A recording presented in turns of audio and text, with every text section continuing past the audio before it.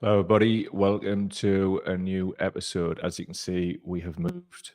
If you're on the audio, if you can see sounds, I would get off those drugs.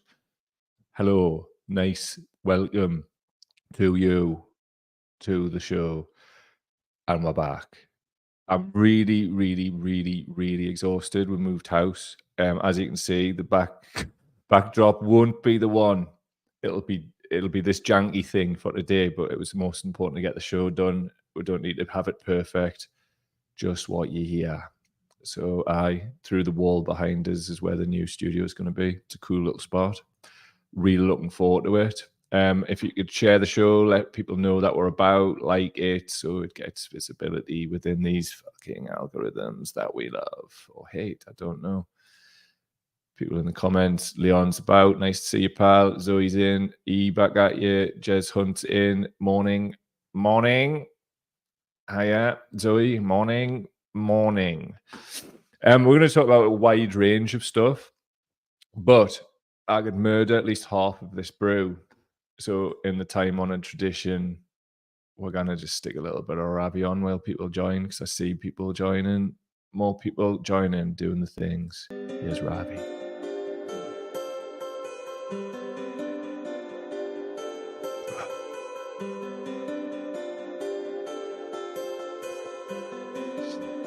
Hope you've been keeping well. Thank you for your eternal patience while I sort out my life. Hopefully after this summer, it'll be a bit more static. But I kind of like this too as well.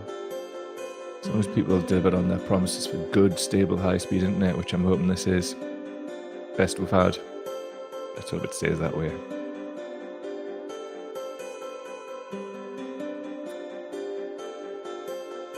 Best I've ever had, Royston. Only the true heads know. Best I've ever had, Royston. We're back. Read. Speaking of the best we've ever had, I think this is the best we've ever been up in the Irish podcast charts. Number 6. I just want to thank the people of Ireland. As you can see, in honor of you, we're rocking the Irish snood from LDT. Shouts to Laura in Glasgow for sending that to us. Wonderful. I am really honoured.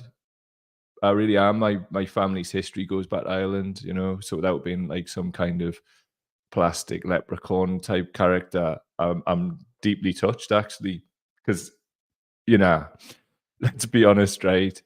The show's pretty much the most challenging it's ever been. And the fact that the good people of Ireland just keep building, keeping on building there. Well, I'm building with you, and absolutely love it. Love it when fucking people who work for Sinn Féin and that pop up on the social media, and just generally love the fact that people who stand up against all manner of shit actually support the show in such numbers. So big up Ireland at all times. Big up Ireland generally and forever. And also, I'm really chuffed to see that the Steve Bannon inspired Crystal Fash far right over there getting it handed to them. That's a good thing. But I'm buzzing. Thank you very much. Give us a nice little lift when I saw that the other day. So big up Ireland at all times. What else we got for you? Right. On with the show. Enough of the self-aggrandizing. Actually, before we do, if you want to support work, and thank you to everybody who has, go to patreon.com/cowdaily. I see the people who've done that this past week. It's appreciated as ever, but now more than ever, actually, because I could do with the money. So really appreciate it. patreon.com/cowdaily. Also, PayPal link in the description if you want to make one-off contribution to this work. Thank you kindly. Right, what's this here? It's sad and outrageous that some outlets only start asking Israel tough questions when 7 Western aid workers are senselessly murdered, not when 40,000 Palestinians are. What this is in reference to is, quite rightly, pointing out the fact that British aid workers have been murdered by the IDF. And we'll unpack some of it here. And I'm also going to give you a nod on a really great long read and a title that you should really pay notice to, because it's straight from the source and it's really good journalism. But that will play this. So this I'm about to show you is from, just putting it up there for you, Farouk on Twitter at Implausible Blog, and he's shown a video. Jose Andres, founder of the World Kitchen, which were the people of the World Kitchen who were murdered senselessly. So we'll see what he has to say. Here's a quote from it. "These drones have eyes on everything that moves in Gaza. I've been there. The drones are flying non-stop above you. Everything that moves, the IDF knows. Nobody should be targeting ever humanitarian organizations and civilians. Quite." Technology today allows you to know things in ways not too long ago was not possible. Those drones have eyes on everything that moves in Gaza. I've been there. These drones non-stop flying above you is nothing that moves that IDF doesn't know. But said that, even nobody should be targeting ever humanitarian organizations and civilians continuously. Technology today allows you to know things in ways not too long ago was not possible. Those drones. There you go. So some people have been like commenting about that guy, saying he hadn't really spoke up much before, but here you go. If that's the case, what can you say? So people are seeing this as a kind of like watershed moment where people have just like sort of switched on the evils of what Israel are doing, basically mainly because Richard Madeley, of all people, has started saying things like this. This execution, which is what it was, effectively, this execution of 7 aid workers, feels like some sort of watershed this morning, doesn't it? Because this time yesterday, as the news was breaking, the general assumption was, before the details came through, that it was probably some sort of awful collateral damage, that these workers had been killed incidentally in some other kind of conflict. But now we know that it was extremely targeted.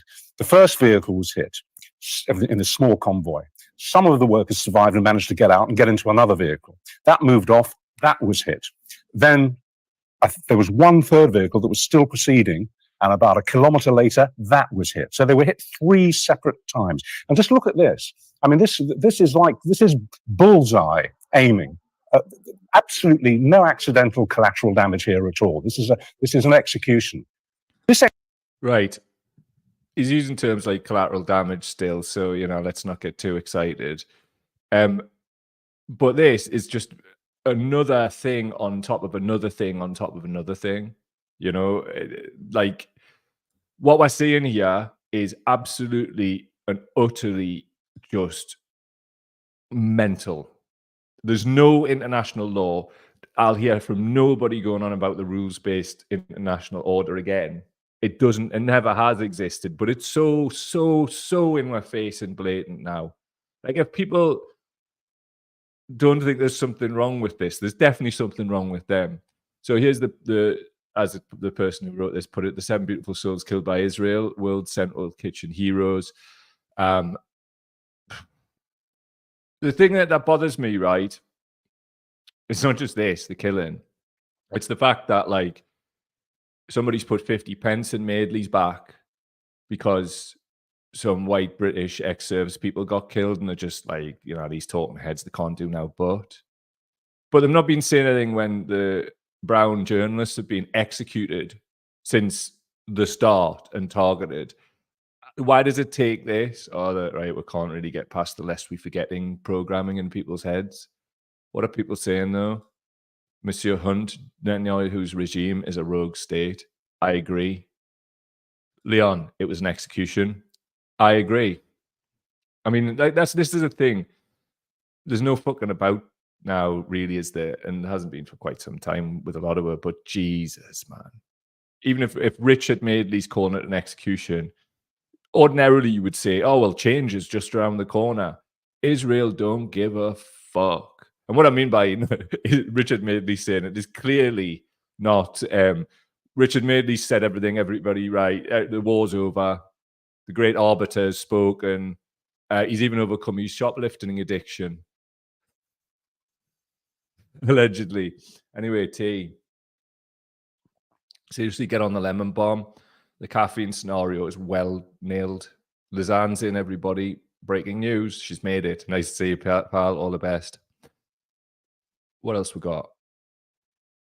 So just moving on, but like within the same vein, what we have here is after the destruction of Al-Shifa, hundreds of NHS workers are blockading NHS England, demanding an end to its contact with surveillance technology firm Palantir, which profits from Israel's war on hospitals and killing of health workers. Genocide profiteers, hashtag hands off our NHS. And there's a picture for audio people. No Palantir in the NHS. Big up those NHS workers who are doing that. Palantir is no stranger to regulars of the show. We've been exposing this for a long time. And it's essentially at a point now where the work that we've been doing for a couple of years is starting to be revealed in its lattices that spread the world. Apparently, if you say tentacles, that's anti-Semitic. I had no idea. I was worded up about that. So let's say lattice structure. I wonder how that'll be made to be anti-Semitic. Anyway, Georgie goes on. Palantir, which specializes in AI-powered military and surveillance technology, signed a new deal with the IDF in January to support Israel's war-related missions. CEO Alex Karp says he's exceedingly proud of Palantir's role in operationally crucial operations in Israel. What does that even mean? How are you the CEO of anything? Anyway, NHS England awarded a 330 million contract to Palantir to manage NHS data, despite widespread objections over patient privacy and NHS outsourcing. Amnesty International also said Palantir's bid should have been rejected because of its involvement in serious human rights abuses. Regulars of the show know this. Who greased those wheels? Peter motherfucking Mandelson. And here's one for your Awakening Wonders, Russell Brand and all that. Hold on, I'll move me hands around a lot so you fucking really get the message, yeah? He's not going to say shit about this. We've been saying this for years now. Years. People want comfort because he gives them comfort at the behest of these fucking arseholes. Fuck off. Absolutely. This massacre, as you can see, was targeted at by the AI from Palantir. And we want those people in the NHS having all our data, do we? Back off.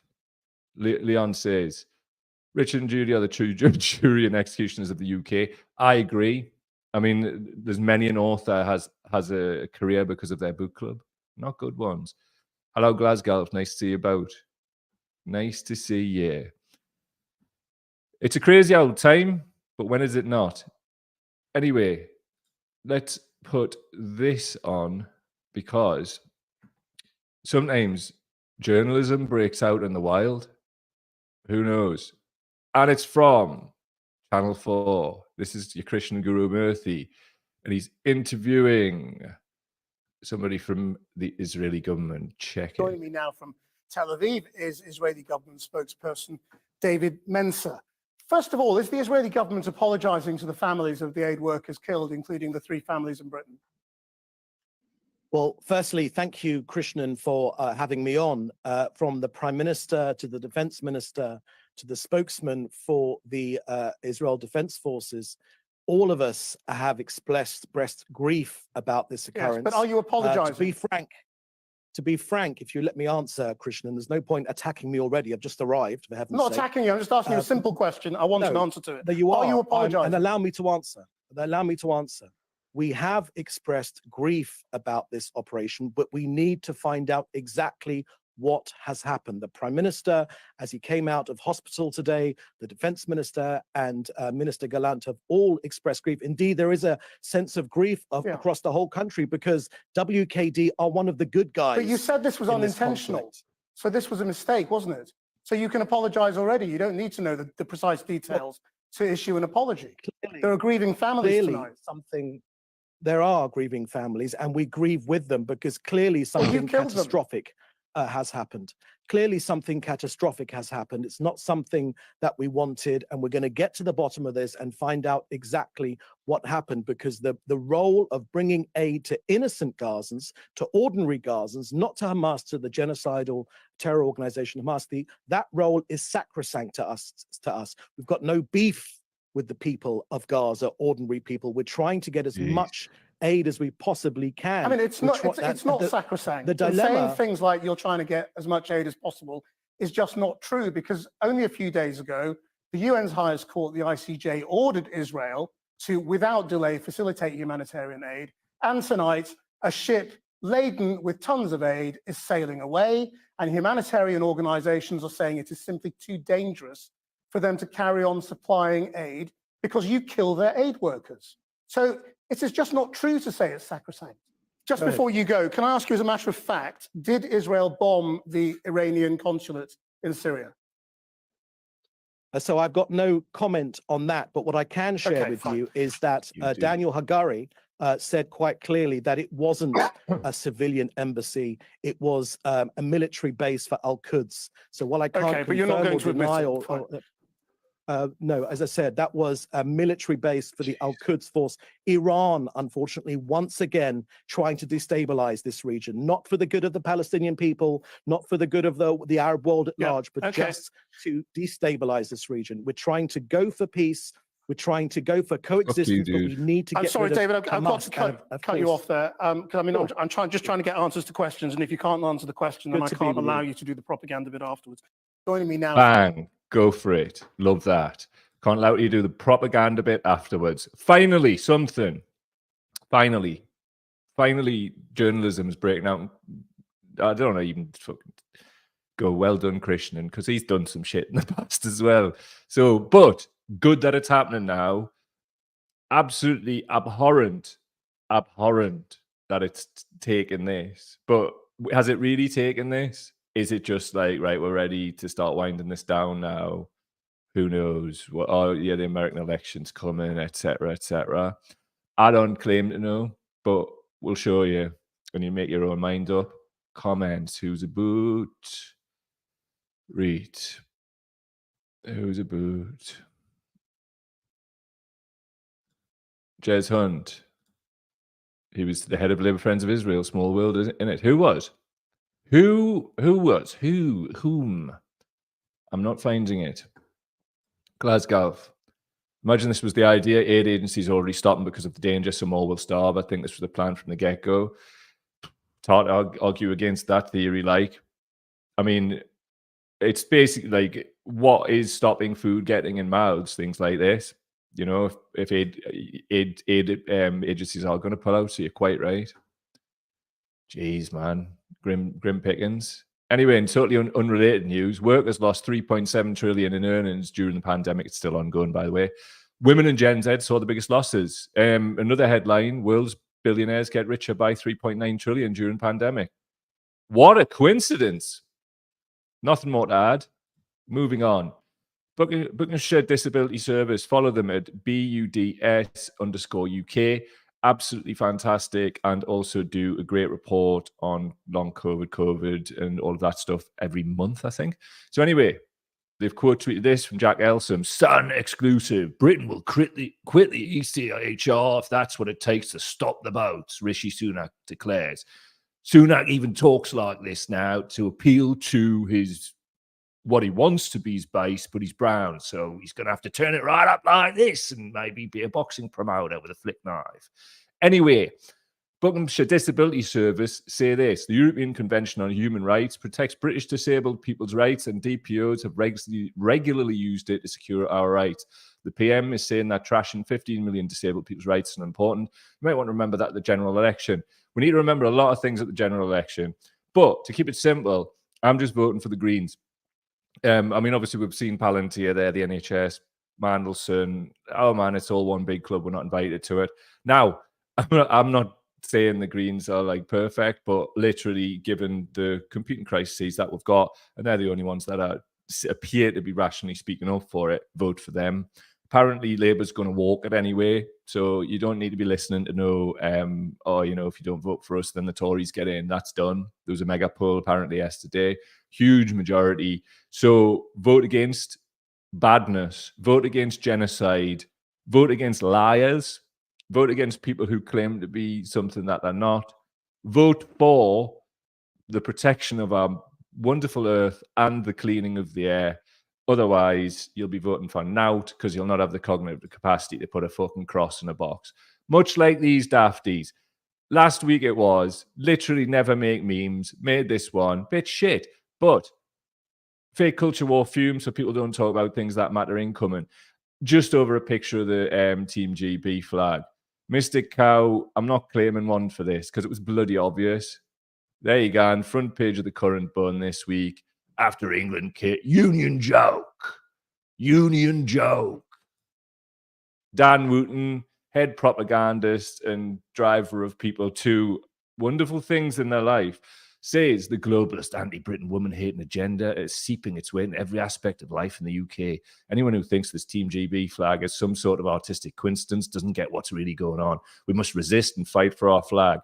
Listen, firstly, you're Australian, so shut your fucking trap. Secondly, right, the fucking cunt bingo in the just one paragraph there is unreal. Literally designed to wind up people's nanas who vote. And it's all of this stop the boat shit, all of that kind of culture war bollocks. The stop the boats thing could be stopped quite easily by just taking up the French government's offer to have a processing centre on the French coast. All right, so that would be done, but that's not what this is about. What this is about is winding people up, much like this with the flags. One of the last shows we did before this one, we've shown a multitude of different flags. I mean, if you want to look at like London 2012, all the logos and flags are all mashed up. But again, we're having to talk about this because these fucking arseholes are trying to get your nana talking about this and not about how scared she is to put the heating on. It's this type of shite, right? Somebody sent me this for the crack. Somebody breaking down apparent Knights Templar symbolism on a fucking Oreo cookie. I'm not even going to break it down for you. It's on the screen. If you're really interested, audio people, go to youtube.com/cowdaily, the latest live show. Absolutely, the level of analysis is this.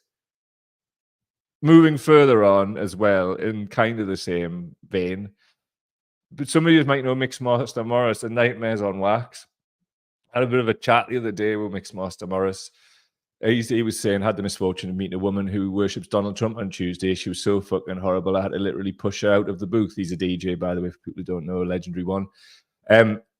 Little Cow podcast, I replied, the Crystal Fash crossover with the scene is dire. I like to know who I'm surrounded by generally, and it's hard to tell until they start talking these days. Morris replies, just tell them you're vaccinated and they will all run away. Pure blood sounds awfully like Nazi ideology. Nightmares on Wax replies, no, this is a dumb tweet, Morris. When you throw the word around willy-nilly, it only does one thing. I'm pretty that N-word has a rightful place. That is not it. You're wrong, Nightmares on Wax. And I will still listen to Smoker's Delight because it is a delight while you're having a smoke. But Jesus, man, like it's just like a constant procession of people who are going to fuck around and find out. I mean, you're playing a lot of gigs, mate. Wild times. Mad. I just like, do you know what it is though, right? It's like all of these people, like you sort of grew up liking, not all of them, but like, you know, I'm a massive Stone Roses fan, and Ian Brown made it really hard. Like, still listen to Stone Roses though. Not a massive Smiths fan, but still listen to the Smiths, even though Morrissey's an absolute dong. All this revisionism about him being a shit songwriter and that can fuck off because that's absolute bullshit. We must be real. We must stay real. Comments. Who's about? Who's about? Jez clarifies it was David Mensa. He was Labour Friends of Israel. Wow. No way. That fella, that Christian, was slamming head of Labour Friends of Israel, part of smear against Corbyn, now the mouth of Israel. No more words from my mouth needed. Thank you, Jez. Oreos are shit bourbons, I agree. Glasgow's saying that to Tricolour to your left. You weren't, yeah. I were number 6 in the Irish podcast chart. So just bigging up the fucking homeland, like. I'm sure you'll agree. You have similar tendencies.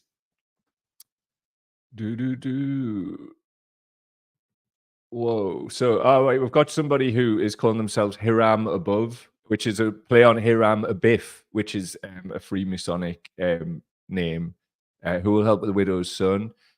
We're not putting your stuff up though, mate. Have a fucking day off though. Right, hold on a minute. Lizanne, Elon Levy's really let himself go. Choice, like it. Right, Nate Bear. If the avian flu that's crossed into cows caused the pandemic, it will in large part be because authorities didn't want to take on big agriculture and impose conditions and mitigations on the movement of dairy cows and broiler chickens. The economic system demands pandemics. I know some of you are sick of us going on about people dying and shit, and I am too. I'm not looking to get the death bit, but I'm going to show you this. This is somebody quote tweeting Eric Fagel-Ding's tweet, which I will read to you in a moment. But Raina McIntyre from Global Biosecurity says it's handling of poultry and eggs, not eating the cooked products, that is the risk. To cook it, you need to handle it. And in our past research, 70% of H5N1 human cases had handled poultry and eggs. We already know the virus mutated in the human case in Texas. How about it add fuel to the fire?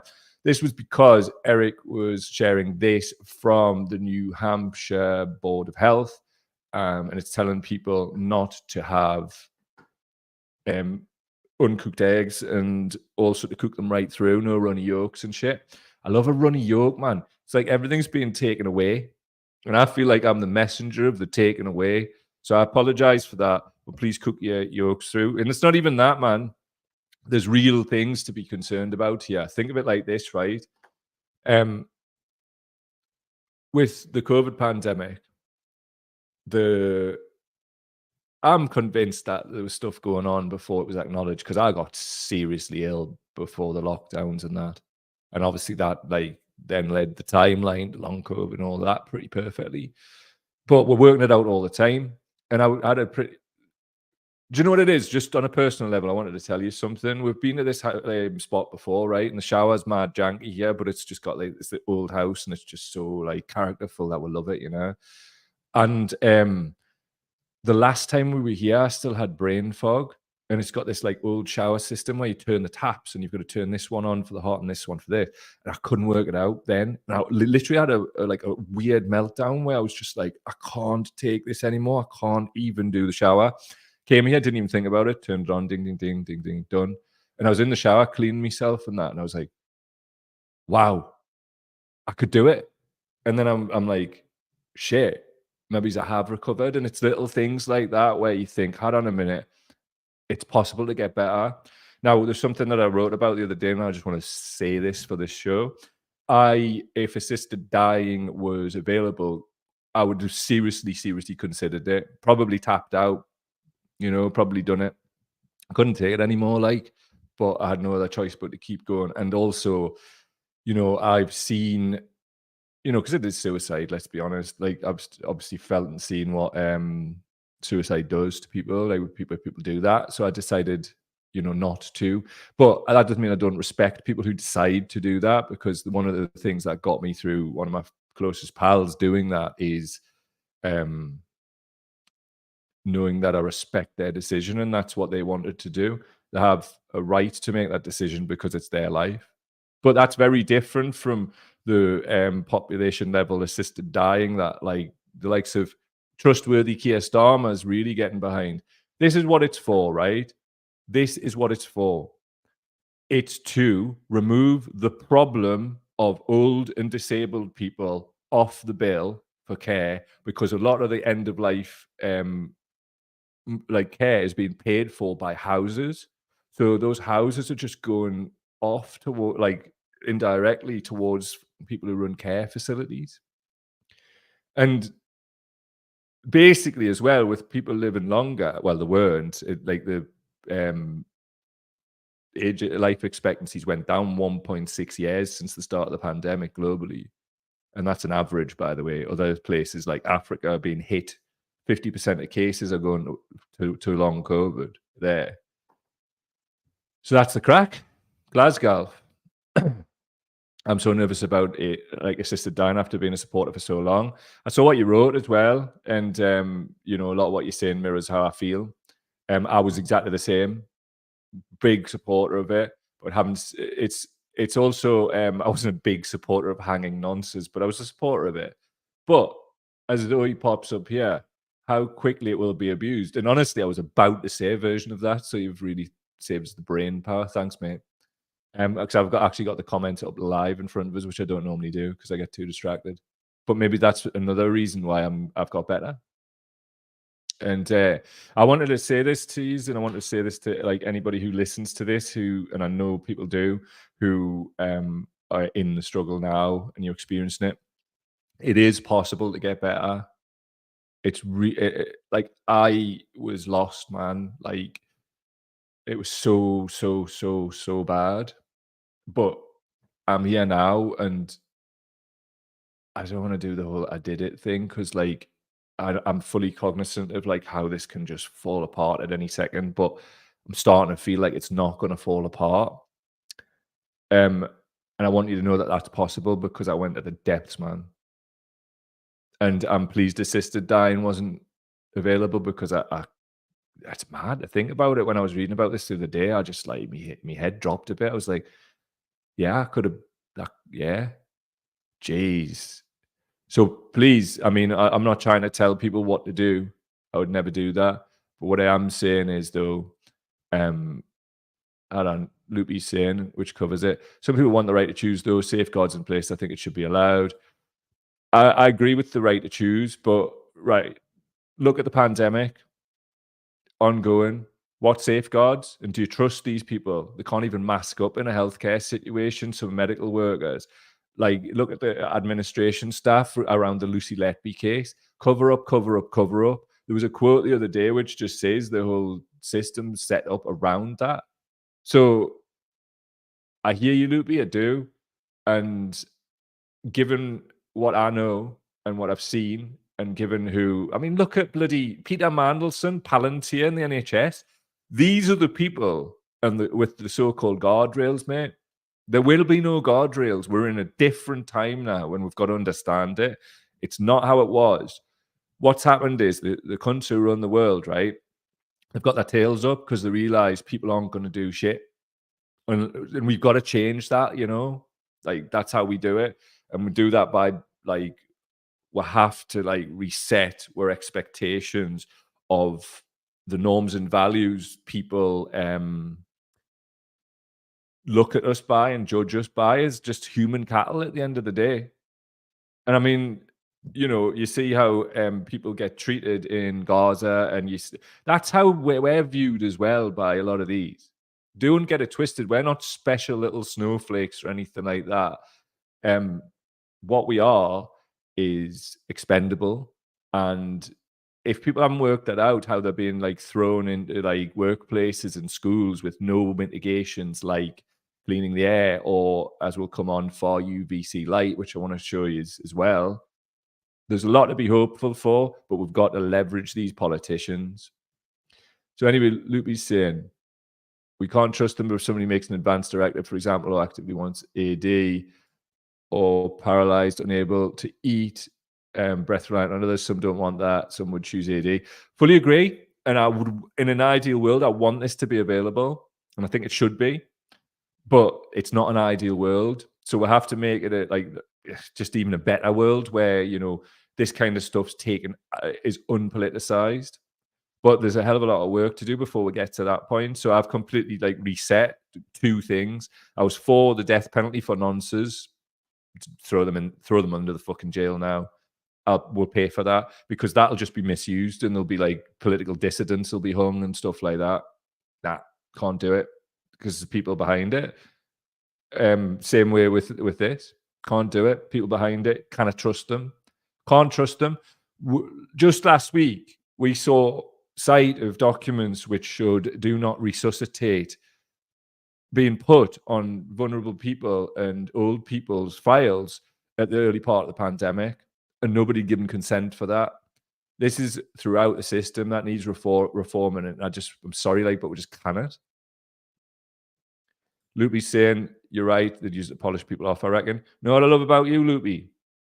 The fact that, like, you know, you've just listened to me make the case there, and you went, yeah, I think you're right. If more people were like you, we wouldn't be in the shit. So big up yourself, Loopy. Glasgow's adding some good stuff. I want AD because I reckon by old age is something I'll need. I know things will get too much, but I'm not sure if it's eugenics to the back door. That's the price, dude. That is literally what's happening here. He goes on to say DNRs for simply being autistic drove me fucking mad. Tell us about it. And some of the people who are deciding this don't even mask and clean the air in the workplace. So I'm not listening to them. I'm listening to the evidence. I'm not listening to people. I'm absorbing the evidence and I'm taking it on that. And I'm willing to like just interrogate long-held beliefs because the world has changed and they're really, really blatant about it. Like people who've like paid attention for a long, long time will know. But a lot of people stay in the same like reality tunnels because it forms part of a community. Luby says those were all arguments in my degree dissertation. I'm honoured that you've went against your degree dissertation because of a 5-minute monologue from us. Love you. Zoe's saying tests have already stopped on people going back to care homes. Remember how well that went? Quite. Absolutely perfectly spot on. Anyway, just to switch focus, from back in the day, it doesn't come up very well, but look at this picture. This guy on the screen looks like Bez's father. Absolute spit of Bez's father, but it's a stretch picture. Hopefully you can see the Bez with them. Anyway, just on propaganda, Daily Mail. She has the boldness, vision, and strength of conviction to build on what Boris began. That's why today the Mail backs Liz Truss for leader. So that's how it went. Now they're saying Truss was a disastrous dalliance who served only to remind us what a real leader looks like. Then that's Sarah Vine. And it just comes down to this sort of thing around the flags and all of that other kind of stuff where, they'll just print whatever they want and a lot of people will just forget. And reality is being based on a consensus rather than evidence. And we know this only too well because of this ongoing pandemic and other things. If that is the case, then people will have that opinion on that day. Whereas when they need to have an alternative opinion, they'll have that. And so it goes round and round. Speaking of round, here's 30 pence Lee. I want my country back. Do you want your country back? Reform UK, the Brexit party up on the right. I wonder how much he's benefiting from this, if you'll catch me drift, allegedly. People who've been amongst the show for a while, well, it's got to be well over a year ago now. I don't even think this is that widespread. This motherfucker is part of some kind of like fascist, literally white power t-shirt scooter club. He's like, well, I say part of, his mates, there's quotes like, here's my pals and all of this. So, let's not get this twisted. This is full on techno-fascism. I mean, he barely working abacus, this fucker. But like, from the Thiels and everybody else, these people are just placeholders, gobshites who, serve a purpose. Like this guy here, Lee Anderson, he's just Russell Brand for a different person. That's all he is. So anyway, stats for lefties, just in line with what we're saying about voting Green. Poll, 56%. Oh, no, it's not this one. Anyway, Israel. Poll, 56% think UK should stop selling weapons to Israel. But Labour, 74% of Labour voters want a ban. Meanwhile, Labour has called for weapons sales to continue. Why do you think this is? Let's fucking be honest. As Jez was saying before with Mensa and other people, Labour Friends of Israel, this is just fucking Mandelson, Palantir, Israel government. There's a fucking bit of a pattern forming. And these motherfuckers want us to vote for Labour. Two cheeks of the same arse. Another wing of the same shitbird. People have learned, some have learned nothing. Some have learned this. Some people that I know have learned this, and they're still voting for them because they've got mortgages and, things and something. Absolute mugs. But what I do want to do is leave you with something that I find very, very inspiring, grotbags. This is from medicalexpress.com. Far UVC light can virtually eliminate airborne virus in an occupied room, study shows. I'll just give you a bit of this. There's a picture, overhead lamps emitting far UVC. That's at 222 nm. It's really important that it's at that. Light was employed to reduce levels of an airborne virus in an occupied room. This is credit from Columbia University Irving Medical Center. Far UVC light is a promising new technology for reducing airborne virus levels in occupied indoor spaces, but its effectiveness has not been evaluated in real-life scenarios, so keep that in mind. A study by Columbia researchers now shows that far UVC light inactivated nearly all greater than 99% of an airborne virus in an occupied work environment, showing that the technology can work as well as in a real-life scenario as in the laboratory. The paper is published in the journal Scientific Reports. The results show that far UVC is highly effective at reducing airborne pathogens in an ordinary occupied room, and so it's practically used far UVC light in indoor areas where people are going about their business, says David Brenner, PhD, Director of the Center for Radiological Research at Columbia University, Virgilis College of Physicians and Surgeons, and senior author of the study. That is a mouthful. He goes on to say, if this virus had been a disease-causing virus, the far UVC light would have provided far more protection against airborne disease transmission than any ventilation system. My God, I'm having both. So anyway, right, this stuff's mad expensive, but we found somewhere, right? There's a engineer in China, a female, I've forgotten her name, and she's doing great work, and it's called Nuclear torches, and they've brought them down to just over $300, so probably under £300, something like that. You get 4 of them in a carry case, and you put them in 4 corners of the room. Something, the night market or something. So just search for Nuclear far UVC torches. We're saving up our pennies to get some, and it's as we've said, man. Don't be frightened by all of this. Just adapt. We're forming up new communities every day. New people are joining. If you want to join, patreon.com/cowdaily. But it's not just that. There's wider communities too. Like there's other things that I've told the patrons forum last time that I don't want to speak publicly about, but you'll see them when they're announced, that we're going to do other things as well. Other things that'll hopefully help inform people on how to adapt. Because look at the topics of the rest of the show and all of that. These people are not here to save us. The evidence is in. Newsflash. We've got to do it ourselves. Going all the way back to Jez Hunt putting his hand in his pocket to get HEPA air filter systems for people. You know, he hasn't got a lot of money, but he did that, man. And that's just inspired me to go harder in the paint. So that's the crack. We're going to do more. And hopefully, man, if this is me having overcome long COVID and that part of my life, yes, I'll certainly not be using that energy to hide from all this. I'll be going harder in the paint. And I hope you will too, because we need more shouters. Like, there's only a few and we can't do this on our own.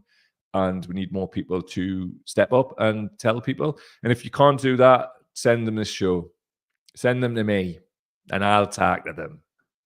Anyway, a few more comments before we get off.